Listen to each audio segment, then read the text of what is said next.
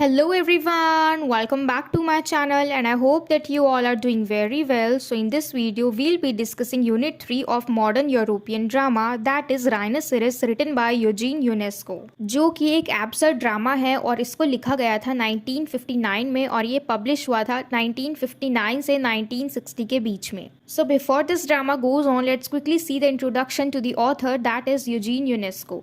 So he was a Romanian French playwright who wrote mostly in French. तो ये एक Romanian French play right थे जो कि ज़्यादातर फ्रेंच में ही लिखते थे. ठीक है, यानी ये फ्रांस के थे और फ्रेंच लैंग्वेज में ही सारी चीज़ें लिखते थे जो भी इनकी राइटिंग्स थी. And he was born on 26 of November in 1909 in Slatina, Romania. तो इनका जन्म हुआ था 26 नवंबर को 1909 में रोमानिया के अंदर, यानी स्लैटिना में ये रहते थे. ये एक सिटी है रोमानिया में. And his father was a Romanian Orthodox Christian and his mother was French. तो इसके फादर जो थे वो रोमानियन ऑर्थोडॉक्स क्रिश्चियन थे और इनकी जो मदर थी वो फ्रेंच थी, यानी वो फ्रांस से बिलोंग करती थी. And he came to Paris, France when he was only a year old and his early childhood was spent there. तो देखो ये फ्रांस में ही आ गए थे जब ये सिर्फ 1 साल के थे और उसके बाद जो इनका पूरा बचपन है ये वहीं पे बीता. And he was died on March 28, 1994. तो इनकी मृत्यु कब हुई? 28 मार्च को 1994 में और इनका जन्म कब हुआ था? 26 नवंबर 1909 में. So it's all about the author. अब हम चलते हैं हमारे ड्रामा पे जिसका टॉपिक है राइनोसेरस. तो ये तो सबको मालूम ही होगा कि ये क्या होता है. इसको हम हिंदी में कहते हैं गैंडा, जो कि एक बड़ा सा विशाल सा एक एनिमल होता है. ठीक है, गैंडा. और उसी के नाम पे हमारा ये टाइटल है इस पूरे ड्रामा का, राइनोसेरस. ठीक है, तो अब हम सबसे पहले इस कहानी को शुरू करें उससे पहले हम सारे कैरेक्टर्स देख लेते हैं. तो सबसे पहला हमारा कैरेक्टर है बेरेंजर. ठीक है, जो कि एक ड्रंकार्ड है, एक शराबी होता है. उसके बाद है जीन, जो कि एक बहुत ही जेंटलमैन है, मतलब जो भी उसके हैबिट्स हैं वो बहुत ज़्यादा अच्छे हैं, वो अच्छे से बिहेव करता है, उसको एटिकेट्स जो होते हैं ना वो सब मालूम है. और ये दोनों फ्रेंड्स हैं, बेरेंजर और जीन जो हैं ये दोनों फ्रेंड्स हैं. फिर है डेज़ी जो कि बेरेंजर की क्रश होती है और ये एक कंपनी में जो भी ये काम करते हैं ये लोग ऑफिस में, डेज़ी जो है वो रिसेप्शनिस्ट होती है. इसके बाद है नेक्स्ट कैरेक्टर ड्यूडार्ट, जो कि इनके ही कलीग होते हैं. फिर है मिस्टर बर्फ. उसके बाद है मिसेस बर्फ. जो मिस्टर बर्फ हैं वो इस ऑफिस में काम करते हैं और जो मिसेस बर्फ है इनकी एंट्री भी होती है, क्योंकि इनकी एंट्री है, इनका कुछ पार्ट है, इसीलिए हम इनको हमारे कैरेक्टर लिस्ट में इंक्लूड कर रहे हैं. ठीक है, फिर है मिस्टर पैपियन, जो कि इस पूरे डिपार्टमेंट के हेड हैं. ये सारे लोग एक ही ऑफिस में काम करते हैं. ठीक है, और मिस्टर पैपियन जो हैं ये यहाँ के हेड हैं. फिर है बोटार्ड, जो कि एक एम्प्लॉय होता है यहाँ पे. फिर है नेक्स्ट हमारा लॉजिशियन. ये एक ऐसा इंसान है जो लॉजिक से भरा पड़ा है, यानी कितनी भी आफत आ जाए ये सबसे पहले लॉजिक चेक करेगा कि इसमें क्या लॉजिक है, उसका मतलब जानेगा. अगर मान लो कुछ भी भूकंप आ रही तो इसको उससे मतलब नहीं है कि मैं बाद में लॉजिक लगा लूँगा, अभी इनकी मदद कर दूँ या फिर जो चीज़ ज़रूरी है वो कर दूँ. नहीं, पहले ये दिमाग लगा के सोचते हैं कि इसमें क्या लॉजिक है. ठीक है, उसके बाद ही ये कुछ एक्शन लेते हैं. तो ये सारे हो गए हमारे कैरेक्टर्स. अब हम चलते हैं आगे कहानी पे.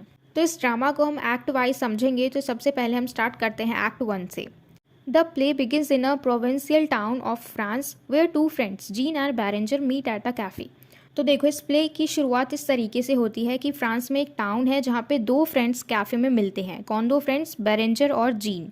Gene is logical, a man of clarity, staunch ideas and opinion but suffering from excessive pride. तो देखो जीन किस तरीके का इंसान है? ये एक लॉजिकल इंसान है. अ man of clarity, staunch opinion, ideas, यानी इसका क्या मतलब है कि जो इसकी जो डिसीजन मेकिंग है वो बहुत ही ज़्यादा अच्छी है. इसके पास क्लैरिटी है चीज़ों की कि क्या करना चाहिए, क्या नहीं करना चाहिए, किस चीज़ को छोड़ना चाहिए, किस चीज़ के साथ हमें चलना चाहिए. इसके जो आइडियाज़ हैं, स्टॉन्च का मतलब होता है कट्टर, यानी एक चीज़ जो हमारे दिमाग में क्लियर रहती है ना कि हाँ भाई यही करना है. तो इस तरीके से जिसके ओपिनियंस हैं वो सब कुछ क्लियर हैं. But suffering from excessive pride, लेकिन साथ ही इस चीज़ से भी सफ़र करता है कि इसको इस चीज़ का घमंड है कि उसके अंदर ये जो क्वालिटी है ना कि वो बहुत ज़्यादा लॉजिकल है, क्लैरिटी रखता है, जो इसके आइडियाज़ हैं, जो ओपिनियन है वो बहुत ही ज़्यादा अच्छे हैं, बाकी लोगों से ज़्यादा सुपीरियर है. तो ये इस चीज़ से सफ़र भी करता है एग्जेसिव प्राइड से, यानी ये थोड़ा सा घमंडी भी है कि हम कहते हैं ना ओवर कॉन्फिडेंट हो जाना कि हाँ भाई मुझे तो सब कुछ आता है, मैं तो सारे डिसीजन अच्छे से ले लेता हूँ. तो इसके साथ ये प्रॉब्लम भी है कि है तो ये अच्छा लेकिन इसको इस चीज़ का घमंड भी है. Whereas Berenger is an indecisive, simpleton, a passive, shy man but an alcoholic. और वहीं दूसरी तरफ बैरेंजर जो है उसका बिहेवियर कैसा है, ये इनडिसाइसिव है, यानी हमेशा दुविधा में रहता है, डिलेमा में रहता है कि क्या करना चाहिए क्या नहीं करना चाहिए। सिंपलटन है, इसका मतलब है अनाड़ी होना, यानी कहते हैं ना एक तरीके से मतलब कुछ अता पता ही नहीं होना इस तरीके से। And a passive man, passive का क्या मतलब होता है कि अभी हमने देखा जीन जो है वो क्लैरिटी रखता है अपनी सारे डिसीजन में, उसको क्या करना चाहिए क्या नहीं करना चाहिए। अगर उसको कुछ अच्छा लगता है तो अपने पॉइंट को वो सामने रखता है, अपने आइडियाज़ को, अपने ओपिनियन को। और वहीं ये बैरेंजर है, अगर इसके मन में कुछ अच्छा आइडिया भी आता है तो ये दूसरों को ना बता के उनके बातों में ही हाँ में हाँ मिला देता है, यानी जो भी सोचता है ये दूसरों को शेयर नहीं करता, ये अपने अंदर ही रखता है, क्योंकि इसको खुद नहीं पता कि ये सही है या गलत है, क्योंकि ये खुद दुविधा में रहता है। अगर अच्छी बात भी चल रही होती है तो ये दूसरों को ना शेयर करके उनके हाँ में हाँ मिला देता है। ठीक है, तो इस तरीके का इंसान है, शाय भी है, थोड़ा शर्मीला भी है, और एक एल्कोहलिक भी है यानी शराबी भी है। तो इन दोनों के कैरेक्टर्स हमें पता चल गए। जो जीन जो है वो थोड़ा अच्छा किस्म का इंसान है और इसको अपनी अच्छाइयों का घमंड भी है। दूसरी तरफ है बैरेंजर, जो कि बहुत ही अजीब सा इंसान है, अटपटा सा, पैसिव, इनडिसाइसिव, सिंपलटन, हमने देखा भी हमेशा दुविधा में रहता है, और ये एल्कोहलिक भी है यानी शराबी भी है। And Jean rebukes Berenger for being late and coming in a dishevelled state. तो जब ये दोनों दोस्त मिलते हैं कैफ़े में तो यहाँ पे जीन जो है वो बैरेंजर को डांटता है क्योंकि वो लेट आता है और इस तरीके से आता है अजीब सा, बेढंगा सा, कहते हैं ना बिखरा हुआ सा, क्योंकि ये शराबी है तो ये अपने आप को मेंटेन नहीं रखता, अपनी पर्सनालिटी को, कैसे भी आ जाता है। ठीक है, मतलब कैसा भी दिखे इसको कोई फ़र्क नहीं पड़ता किसी दूसरे से, ये वैसे ही आ गया। तो इसीलिए जीन जो है वो बैरेंजर को कैफ़े में ही डांटने लग जाता है, क्योंकि वो एक तो लेट भी आता है और अजीब सा बन के आता है। And it is apparent that Berenger has hangover, और उसकी हालत देख के साफ साफ पता चल जाता है कि बैरेंजर ने ज़्यादा पी रखी है। And Berenger notices his colleague Daisy pass by and confides in Jean's about his feelings for her. तो अब इसी कैफ़े में यहाँ पे बैरेंजर जो है उसकी नज़र पड़ती है डेजी पे, ठीक है, जो कि वहाँ से गुजर रही होती है, और उसी वक्त ये अपने नशे की हालत में जीन को चुपके से बता रहा होता है अपनी फीलिंग्स के बारे में, कि उसके दिल में फीलिंग्स हैं डेजी के प्रति, कि वो डेजी को पसंद करता है। And he doesn't feel worthy of her as he thinks she may be interested in another colleague, Dudard, who is an accomplished qualified man with a bright future. तो देखो अभी यहाँ पे एक प्रॉब्लम है बैरेंजर के साथ, कि बैरेंजर को ऐसा फील होता है कि वो उसके लायक नहीं है, यानी डेजी के लायक नहीं है, और शायद डेजी जो है वो उसके दूसरे कलीग को पसंद करती होगी, जो कि है ड्यूडार्ट, जो कि बहुत ही ज़्यादा अच्छा इंसान है, अकम्पलिश्ड इंसान है, यानी उसके पास सारी सुख सुविधाएं हैं, क्वालिफाइड मैन है विद अ ब्राइट फ्यूचर, यानी हर चीज़ अच्छी है। ठीक है, ये जो ड्यूडार्ट है उसकी ज़िंदगी में हर चीज़ अच्छी है, तो इसीलिए उसको लगता है कि अगर मेरे और ड्यूडार्ट में देखा जाए तो ड्यूडार्ट जो है वो बहुत ही सफल इंसान है, उसका एक ब्राइट फ्यूचर है, अकम्पलिश्ड इंसान है, क्वालिफाइड है, और उसके अंदर एक भी क्वालिटी नहीं है ड्यूडार्ट जैसी। जो बैरेंजर है एक तो वो शराबी भी है, तो इसीलिए वो सोचता है कि वो उसके लायक नहीं है, और क्या पता वो शायद ड्यूडार्ट को पसंद करती हो, उसके अंदर इंटरेस्टेड हो, तो इसलिए ये कुछ भी नहीं बोलता, अपनी फीलिंग्स को छुपा के रखता है। And suddenly a rhinoceros is heard charging across the street, rummaging everything and leaving everyone in shock. और तभी देखो अचानक से क्या होता है कि एक राइनोसेरस, एक गैंडा जो है वो सड़क पे आ जाता है और इधर उधर भागने लग जाता है। ऐसा लगता है जैसे मानो वो कुछ तलाश कर रहा हो, कुछ ढूंढ रहा हो, इधर उधर भागता है, और उसको देख के सारे लोग शॉक्ड हो जाते हैं, क्योंकि अभी टाउन में ऐसे कोई भी गैंडा घूमे, इतना खतरनाक जानवर ऐसे खुले में घूम रहा हो, तो उसको देख के सारे लोग डर जाते हैं और शॉक्ड हो जाते हैं। The rhinoceros does not appear on stage, but presence is conveyed through sounds and the simultaneously surprised exclamations of the people there. तो देखो ये जो rhinoceros है ये स्टेज पे नहीं दिखता, यानी उसकी अपीयरेंस जो है कि मतलब वो हम देखें, उसको हम आंखों से देख सके, तो ऐसा कुछ भी नहीं है, स्टेज पे ये नहीं आता ये rhinoceros, क्योंकि हमने पहले ही देख लिया था ये एक प्ले है, ये एक ड्रामा है, तो इसलिए यहाँ पे इस चीज़ को बताया गया है कि इसमें सारे कैरेक्टर्स हैं, लेकिन यहाँ पे rhinoceros को नहीं दिखाया गया, सिर्फ साउंड से ही ये लोग एक्ट कर रहे हैं कि यहाँ पे कोई rhinoceros है। अब आगे देखो, oh a rhinoceros, Jean is amazed but Berenger remains unfazed and keeps yawning. तो देखो ये राइनोसेरस को देख के ये जीन जो है ये बहुत ज़्यादा हक्का बक्का हो जाता है, लेकिन बैरेंजर जो है इसको इतना कुछ फ़र्क नहीं पड़ता, क्योंकि एक तो उसने पी रखी है तो ये ऐसे ही पड़ा हुआ है और ये उबासी ले रहा है, यानी मतलब ऐसा एक्ट कर रहा है कि इतना कुछ हुआ ही नहीं, बिल्कुल नॉर्मल है, जैसे सड़क पर कोई डॉग घूम रहा हो, इस तरीके से इसका रिएक्शन होता है राइनोसेरस को देख के। And the rhinoceros appears again killing the pet cat. तो अब देखो दोबारा से ये राइनोसेरस दिखता है, यानी एक तो पहले आ गया और चला गया, अब दूसरी बार दोबारा से ये राइनोसेरस आया और इस बार इसने एक कैट को मार दिया।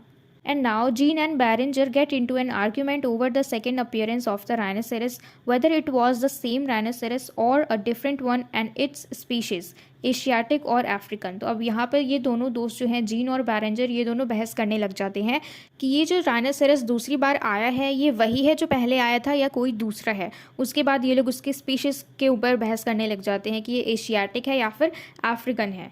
फिर देखो क्या होता है, Berenger accuses Jean of being a show off and Jean calls Berenger a bluffer and a liar who has no interest in life and accuses him of being an Asiatic mango. अब इन दोनों में देखो बहस हो जाती है। यहाँ पे बैरेंजर जो है वो जीन को कहता है कि तुम तो रहने दो, तुम तो बस शो ऑफ करने में ही लगे रहते हो। फिर तभी जो जीन है वो बैरेंजर को कहता है कि तुम भी रहने दो, तुम तो बस लोगों को झांसा देते हो, यानी ब्लफर का मतलब ऐसे ही झूठ मूठ बोल के लोगों को टाल देना।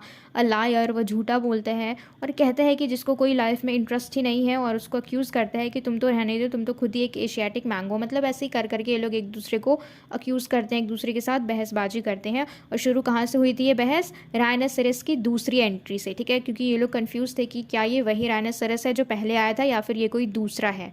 और फिर उनकी स्पीशीज़ के ऊपर भी ये लोग बहस कर रहे थे और वहाँ से बहस करते करते ये लोग एक दूसरे के ऊपर आ गए। And then Jean leaves in anger and Berenger feels remorseful. तो अब देखो इन दोनों की बहस के बाद जीन जो है वो वहाँ से चला जाता है, ये बहसबाजी छोड़ के चुपचाप चला जाता है। और इसके जाने के बाद बैरेंजर जो है इसको पछतावा होता है कि क्या इसने गलत तो नहीं बोल दिया या फिर ज़्यादा तो नहीं बोल दिया, इस तरीके से। तो ये था हमारा सीन 1 का एक्ट 1, क्योंकि इसमें हम सीन वाइज देखेंगे। I am so sorry, I forgot to tell you. देखो सबसे पहले हमारा सीन 1 है जिसके अंदर 2 एक्ट हैं, ठीक है। तो ये हमारे सीन 1 का एक्ट 1 था। अब हम चलते हैं सीन 1 के एक्ट 2 पे। This scene is set in the office of a firm that publishes law books. तो ये सीन देखो कहाँ पे सेट किया गया है, एक ऑफिस में जहाँ पे लॉ बुक्स छापी जाती हैं, पब्लिश की जाती हैं। Mister Papillon, the head of the department, is very correctly dressed in अब dark blue suit and black tie. तो देखो मिस्टर पैपियन जो कि इस डिपार्टमेंट के हेड हैं, उनका ड्रेस सेंस दिखाया जा रहा है यहाँ पे, उनका अपीयरेंस कैसा है वो बताया जा रहा है कि इन्होंने डार्क ब्लू सूट पहन रखा है और उस पर ब्लैक कलर की टाई लगा रखी है। And Dudard is 35, grey suit, spectacled and a young employee with the future. तो ड्यूडार्ड कौन है? ये भी एक एम्प्लॉय है जो कि 35 ईयर्स ओल्ड का है, जिसने ग्रे सूट पहन रखा है, उसने चश्मा लगाया हुआ है। एक यंग एम्प्लॉय है विद अ फ्यूचर, यानी एक अच्छा भविष्य है उसका आने वाला, ठीक है। And there is another employee, Botard, a former school teacher who knows everything, understands everything and जजेस एवरीथिंग। तो देखो ऑफिस में कौन कौन है हम अभी जान रहे हैं। तो सबसे पहले हमने अभी देखा ड्यूडार्ड, ठीक है। अब हम देखेंगे ये जो है बोटार्ड, ये भी इनके साथ ही काम करता है, जो कि एक स्कूल टीचर है, जो कुछ सब कुछ जानता है, सब कुछ समझता है और सबको जज करता है, ठीक है। फिर है Daisy, the receptionist, is a young blonde and Mrs बर्फ is old, tearful and breathless. तो देखो जो डेजी है वो कौन है? वो एक रिसेप्शनिस्ट है और यंग ब्लॉन्ड है, यानी गोरी सी लड़की है, ठीक है। फिर है मिसेस बर्फ जो कि ओल्ड है, यानी एज हो रखी है उनकी, टीयरफुल है, हमेशा उदास रहती है, एंड ब्रीदलेस, हमेशा हाफटी ही रहती है, हम कह सकते हैं हमेशा बेचैन रहती है, कभी भी उसको चैन नहीं आता। हम कहते हैं ना रिलैक्स होकर रहना, तो ये ऐसी नहीं है बिल्कुल भी, हमेशा कुछ ना कुछ सोचती रहती है, चंचल सी है और हमेशा टेंशन में ही रहती है, और ओल्ड है, ठीक है, यानी हम कह सकते हैं एज हो रखी है, ये थोड़ी सी बूढ़ी है। And now the act begins with Botard's refusal to believe that a cat was killed by a rhinoceros as mentioned in the obituary placed in the newspaper by its owner. तो ये एक्ट देखो किस तरीके से शुरू होता है कि यहाँ पे बोटार्ड जो है ये इस चीज़ को मना कर देता है, ये मानने से मना करता है कि कैट जो है वो किसके थ्रू मारी गई है? राइनोसेरस के थ्रू, ठीक है, क्योंकि वो ये चीज़ बिलीव नहीं करता कि राइनोसेरस ने कैट को मारा है। क्यों? क्योंकि ये चीज़ मेंशन थी, जो ऑबिचुअरी होती है ना, यानी हम कह सकते हैं शोक संदेश, जो कि न्यूज़पेपर में छापा गया था ओनर के थ्रू, तो उसमें साफ साफ लिखा गया है, तो इसलिए ये नहीं मान रहा कि राइनोसेरस ने कैट को मारा, ठीक है। ये बोटार्ड कौन है? जो भी हमने देखा कि एक स्कूल टीचर है जो कि अच्छे से हर चीज़ समझता है, अच्छे से हर चीज़ जानता है और सबको जज करता है, ठीक है। तो ये यहाँ पे इस चीज़ को रिफ्यूज़ करता है, ये मानने से कि कैट जो है, cat was killed by a rhinoceros. And Daisy interjects saying she has witnessed this incident and Dudard supports her. तो यहाँ पे डेजी इंटरजेक्ट करती है क्योंकि वो नहीं मान रहे, तो इसलिए वो बीच में आके कहती है कि नहीं, कि मैं इस बात का सबूत हूँ, जब ये चीज़ हुई थी, जब ये इंसिडेंट हुआ था। और यहीं पे इसी के साथ ड्यूडार्ड भी है, आके उसको सपोर्ट करते हैं कि हाँ ये सही कह रही है, ठीक है। इस तरीके से ये इसको सपोर्ट करते हैं, यानी ऑफिस में ये बात फैल चुकी है इस राइनोसेरस के बारे में कि एक राइनोसेरस जो है वो बाहर ऐसे ही घूम रहा है दिन दहाड़े खुले में। An argument takes place between them. अब यहाँ पे इन लोगों में बहस होने लग जाती है। कोई कहता है नहीं, जो कैट है उसको राइनोसेरस ने मारा है, कोई कहता है नहीं, कैट जो है उसको राइनोसेरस ने नहीं मारा। इस तरीके से ये लोग आपस में बहस करने लग जाते हैं। Dudard is a sensitive logical composed person whereas Botard is a haughty intellectual person of his methodical mind. तो अब देखो ड्यूडार्ड कैसा है, ये सेंसिटिव लॉजिकल कंपोज्ड पर्सन है। वहीं दूसरी तरफ ये जो बोटार्ड है, जो हमने देखा था एक स्कूल का टीचर भी है, ये बहुत ही ज़्यादा हॉटी इंटेलेक्चुअल है। हॉटी का मतलब होता है घमंड होना, ठीक है। तो ये बहुत ही ज़्यादा घमंडी है क्योंकि इसका जो दिमाग है वो बहुत ज़्यादा तेज है। इसको बहुत ज़्यादा प्राउड फील होता है कि भाई मेरे से ज़्यादा तो किसी को आता ही नहीं है। तो इसको अपनी समझदारी के लिए बहुत ज़्यादा घमंड है। तो इन्हीं बातों पे इन सब की बहस होती रहती है, ठीक है। अब यहाँ पे दो लोग हैं अलग अलग पर्सनालिटी के। ड्यूडार्ड जो है वो सेंसिटिव है, लेकिन बोटार्ड जो है वो बिल्कुल खुल के अपनी बात रखता है। तो इसलिए इन लोगों में भी बहस चल रही है। And he ridicules the news by suggesting that the journalists are liar as they have not added any details about the gender, color or breed of the cat, nor have any mentioned details about the rhinoceros whether it was Asiatic or African। तो अब देखो हमने देखा ना कि ये जो बोटार्ड है इसको बहुत ज़्यादा घमंड है अपनी दिमाग, अपनी समझदारी पे। तो इसीलिए ये वहाँ पे ड्यूडार्ड जो है उसको रिडिक्यूल करता है और उसको बोलता है कि ये जो जर्नलिस्ट हैं ये लोग झूठे होते हैं क्योंकि इन्होंने न्यूज़पेपर में कुछ तो छापा ही नहीं। जो कैट थी उसके बारे में कुछ भी नहीं छापा कि वो क्या जेंडर था, मतलब उस कैट का क्या जेंडर था, क्या कलर था, कौन सी ब्रीड थी, कुछ भी नहीं छापा। और ना ही उस राइनोसेरस के बारे में कुछ छापा, उसकी डिटेल कुछ भी नहीं दी कि वो एशियाटिक था या फिर अफ्रीकन था। तो देखो ये समझदार तो है, लेकिन यहाँ पे इतना ज़्यादा डिटेल में जाने की क्या ज़रूरत है। हमारा यहाँ पे क्या मेन चीज़ है कि हमारा फोकस किस पे है कि भाई राइनोसेरस आया है हमारे टाउन में, कि ये चीज़ इतनी पॉसिबल कैसे हो गई कि वो खुलेआम घूम रहा है, वो किसी को भी नुकसान पहुंचा सकता है। लेकिन ये लोग क्या बात कर रहे हैं यहाँ पे कि उसकी ब्रीड क्या है, उस कैट का कलर क्या है, उसका जेंडर क्या है, और ये जो राइनोसेरस है ये क्या है, मतलब ये एशियाटिक है या फिर अफ्रीकन है। तो ये चीज़ ये लोग यहाँ पे डिस्कस कर रहे हैं जो कि बिल्कुल यूजलेस है, इसका कोई भी मतलब नहीं बनता। And notice how Boutard, like Jean, is concerned with trivialities like the species of the rhino rather than the bizarre phenomenon itself। तो यहाँ पे देखो हम एक चीज़ नोटिस करेंगे कि किस तरीके से ये बोटार्ड जो है ये भी इन फालतू चीज़ों के लिए कॉन्सर्न है, जैसे कि जीन था। और जीन जो है बैरेंजर से बहस कर रहा था कि मतलब ये लोग किस चीज़ के लिए इतने ज़्यादा चिंतित है, किस चीज़ के लिए इतने कॉन्सर्न है कि कैट जो है उसका जेंडर क्या था, कलर क्या था, ब्रीड क्या थी, ठीक है। और राइनोसेरस जो है उसका स्पीशीज़ क्या था, क्या वो एशियाटिक था या अफ्रीकन था। यानी जो मेन चीज़ है कि इतना बड़ा जानवर खुले घूम रहा है, इस पे कोई ध्यान नहीं दे रहा। लेकिन फालतू की जो चीज़ें हैं, यानी जो भी ट्रिवियलिटीज़ हैं, यानी जिससे कुछ मतलब नहीं है, तो ये लोग ऐसी चीज़ों पे कंसर्न कर रहे हैं, ऐसी चीज़ों पे इतना चिंता दिखा रहे हैं जो कि बिल्कुल भी किसी काम की नहीं है। बल्कि ये जो इतना बड़ा फिनोमिनन है, बिजार सा, बेढंगा सा, ये सब कुछ जो हो रहा है उसके ऊपर किसी का ध्यान नहीं है, लेकिन उसकी ब्रीड क्या है उस चीज़ के ऊपर इनका ध्यान जा रहा है, जो कि बिल्कुल यूजलेस है। And Botard and Papillon like Jean are aggressive, self opinionated and domineering. तो देखो ये लोग एक जैसे ही हैं बिल्कुल। बोटार्ड हो गया, पापियन हो गया जो कि हेड है इस डिपार्टमेंट का, एंड जीन, ये लोग सारे एक जैसे ही aggressive, self opinionated and domineering, यानी घमंडी भी हैं। इनको खुद ओपिनियन देना बहुत अच्छा लगता है, यानी इन्होंने जो कह दी वही सब मान ले। अग्रेसिव भी हैं, अगर कोई नहीं मानता तो इनको गुस्सा आ जाता है, इनकी बहसबाजी शुरू होने लग जाती है। और ये तीनों जो हैं बिल्कुल एक जैसे हैं। And they believe they are always right because their conversations are mostly driven by facts and logic. और इनको क्या लगता है कि हमेशा ही सही रहते हैं, क्योंकि ये लोग ज़्यादातर किस चीज़ को यूज़ करते हैं, फैक्ट्स और लॉजिक को। अब यहाँ पे हमें इतनी ज़्यादा फैक्ट्स और लॉजिक की ज़रूरत नहीं है। क्यों? क्योंकि यहाँ पे जो संकट है उसको हमें देखना ज़्यादा ज़रूरी है, instead of finding there breeds and species.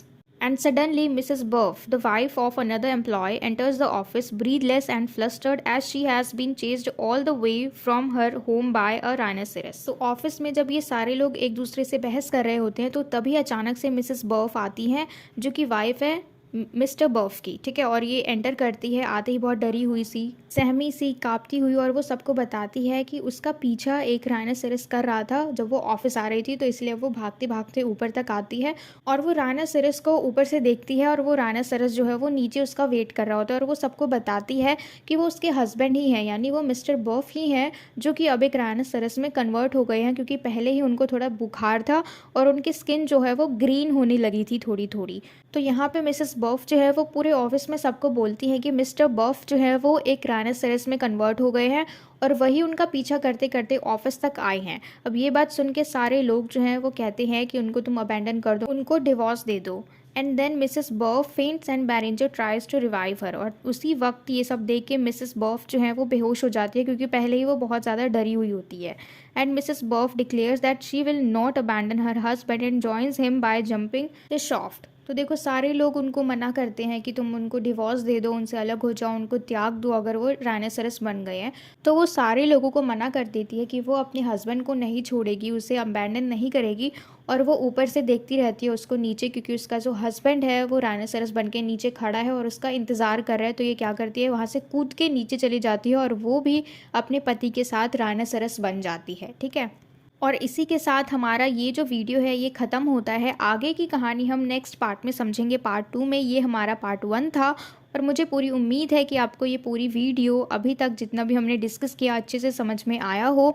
और अगली वीडियो में हम इसके थीम को भी जानेंगे कि ये जो पूरा ड्रामा है ये एक एब्सर्ड ड्रामा है जिसका रियल में कुछ मतलब नहीं है। ये ड्रामा जो है ये एब्सर्ड ड्रामा है, इसका मतलब ही है बेतुका ड्रामा।